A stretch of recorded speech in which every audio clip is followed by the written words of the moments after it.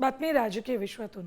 ठाकरे सेनेचे पक्षप्रमुख आमदार उद्धव ठाकरे यांच्यासह निवृत्त होणाऱ्या 9 आमदारांना विधान परिषदेत निरोप देण्यात येईल. येत्या 13 मे रोजी या 9 आमदारांचा विधान परिषदेतील कार्यकाळ संपतोय.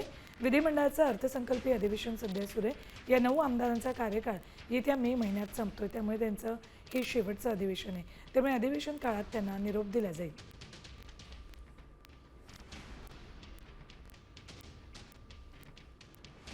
दरम्यान कोणकोणत्या नेत्यांचा कार्यकाळ संपणार आहे बघा.